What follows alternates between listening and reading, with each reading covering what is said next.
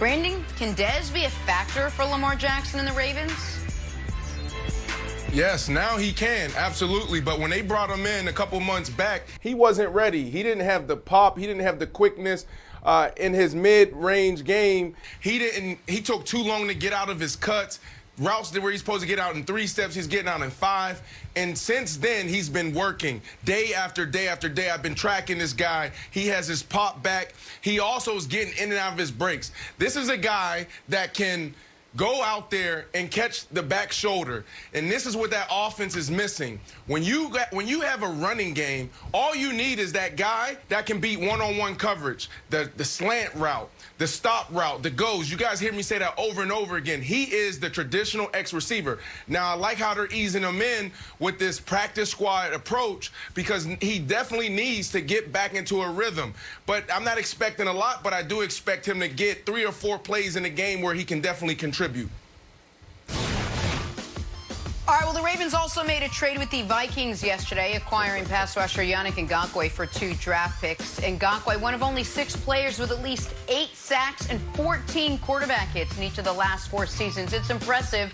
Nick, what'd you make of the Ravens adding Ngakoue?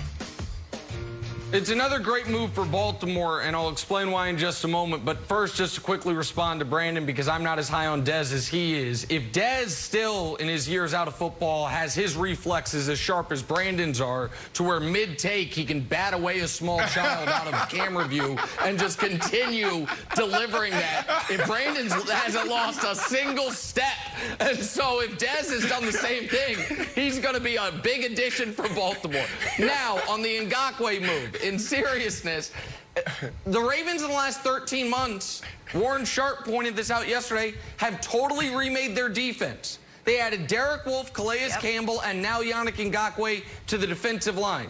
They added L.J. Fort and drafted Patrick Queen to the linebacking core, and they added Marcus Peters midseason last year to the secondary. That's 6 new defensive starters added in the last 13 months. I do wonder, Jenna, if the Ravens, after the Chiefs whooping them and then seeing, okay, if the approach is going to be, rush 3 or 4, drop 7 against Kansas City, if they said, well, if that's what we're going to do, we need to add to that rush by another guy who can get home without a blitz, and Ngakoue is certainly that. I think this is a great move for Baltimore. Get richer. Adding a tremendous player. Yeah. Yep. Ravens shoring up an already great defense. Talking the big NFC West showdown this weekend now. Russell Wilson and those undefeated Seahawks traveling to Arizona, taking on Kyler Murray and the Cardinals. Russ, your league leader for MVP, 19 touchdowns, only 3 picks, and a new baby that he and Ciara just named Win. I mean, if that is not the recipe for MVP, then have another baby and name the baby MVP. Mike Vick back with us now. Mike, should the Seahawks be on upset alert as road favorites against the Cardinals this weekend? Absolutely, they should be on upset alert because Kyler Murray is dangerous. You're looking at a guy who's getting better with each and every step, growing more confidence with each and every win, each and every day. And I had a chance to speak to Kyler over the summer, and I knew that he was going to be what he turned out to be this season so far. And, when you play against a guy like Russell Wilson, somebody who looks like you, plays like you, Kyler probably grew up, wanting to be like, Russell Wilson and emulate his game after him. He looks just like him. So it's going to be a lot of motivation going into this game to beat the guy that you grew up, idolizing as a player. And I could see, so many similarities on both sides. So he'll be motivated. The Cardinals are a good football team offensively, and I think Kyler Murray could beat any team in the league. Yeah, Mike, I'm with you. Absolutely, they should be on upset alert. And you guys got to remember, this is my pick. I picked the Seattle Seahawks to go to the Super Bowl. But this is a scary game. I wouldn't call it a trap game for them because Pete Carroll, Russell Wilson, and those guys on that defensive side, like those linebackers, they do a great job of approaching every day, every week the same. Like, they're trying to knock your head off. They're trying to put up 40 points. Like, they do a great job throughout the week of preparing. So it's not a trap game, but it's a game game where when you look at the matchup, it gets a little funky. They have the worst defense in the NFL, and they're giving up so many yards in the back end.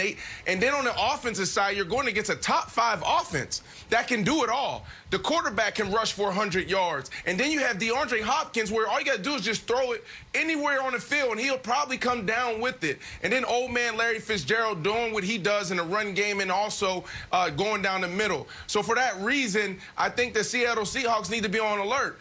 But think about this. We're talking about Russell Wilson and MVP. You just mentioned it, Jenna, and we talk about it every single time, and I know I always do. Isn't this the game where he's going to show why he's the MVP? This is the game where he'll have to put up 35, 40 points. This is the game where he's going to have to do it again, those 2-minute drills. So I'm excited to watch Russell Wilson step into this moment. Now watch this. There's a lot of guys, and Vic, you talked about it earlier. Nick asked you the question, well, what are you looking at when you evaluate a quarterback? You talked about those pressure moments. Russell Wilson, there's nobody better.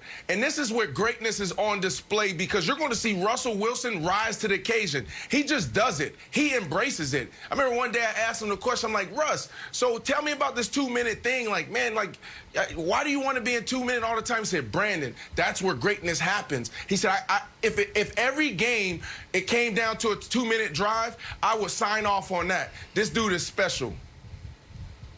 So here's the only, you're right about that, Brandon, in that the Seahawks, not just this year, but over the last few years, have broken all the statistical models on how often you're supposed to win close games. They are the best close late team in the league, and that's because of 3. That's because of Russell Wilson, and by the way, he's been that guy since the moment he walked into the league.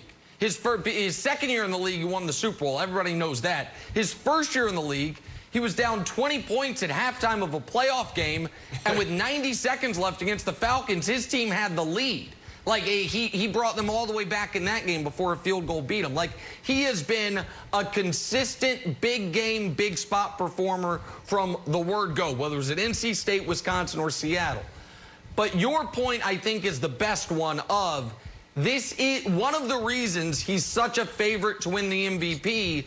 And Wilds, you talked about this earlier this week, is because they're never taking the air out of the ball. They always got to go score. Yeah. They always got to keep putting up points. It's why, gambling alert, my favorite bet of the week this week is over 56 in Cardinals Seahawks, because I think this is a 35-31 game at a minimum.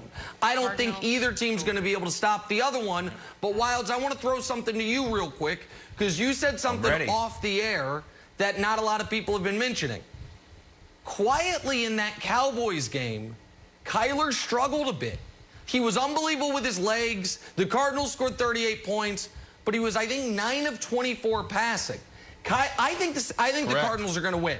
But for the Cardinals to win, Kyler's got to snap back into around that 65-70% completions against a very porous Seattle secondary. Yeah, he completed 37% of his passes for 188 yards. So this is the rare Kevin Wildes championship belt game. Here's the theory, Nick. Sometimes people get labeled, Cliff Kingsbury, for example, offensive genius. Well, okay, buddy, you don't get to keep the championship belt throughout your entire life. You just put up a stinker in Dallas, who has a terrible defense. Now you got Seattle, who's given up 370 air yards. You got to put your title belt on the line here, buddy. If Kyler Murray throws for less than 200 yards against a defense that's given up 471 yards total, you lose your belt. You lose your belt, and you know what? You got to lose your mansion, too. You got to move into a small condo in Phoenix. That's it. You can't go up against a defense that has given up almost 500 yards and not put pedal to the metal and still leave and be like, I'm still an offensive genius. You got to do something here. And Brandon, it's a big Achilles heel for this team. It's half a team. And it's like Steelers are great offense, defense. All these teams are great offense, defense. Chiefs are great offense, defense. Seattle, the worst defense in the league, and we're like, oh yeah, probably go to the Super Bowl with the worst defense in the league. I think this is gonna. I think Seattle's gonna get exposed here, and no one should be surprised. Listen, I don't think they'll get exposed because of what they have on the offensive side, but you are 100% right. They can't get after the quarterback. They have no pass rush. On the back end, they have 5 or 6 guys in and out of that lineup. They're beat up back there, and then also they're predictable. Mike, you know this. You played against Seattle. They're running the same defense that you went against. You can pull out your 2010 scouting report when you played against the Seattle Seahawks, and I don't even know if you played against them in 2010, but I'm saying that because you'll pull it out and you're going to be like, well, 3-by-1, they do this. 2-by-2, they do this. If it's first down, 75%, like, you know what the Seattle Seahawks do, and you can actually you can put them in a position you want them to, and that's what the good offenses do. I think that this Kyler Murray-led offense will do a phenomenal job against them because they are banged up and they don't have the personnel. Yep. Thanks for watching. Subscribe here to get the latest from the show. Also, be sure to check out more of the best clips from First Things First, or go watch a few segments from our other shows on FS1.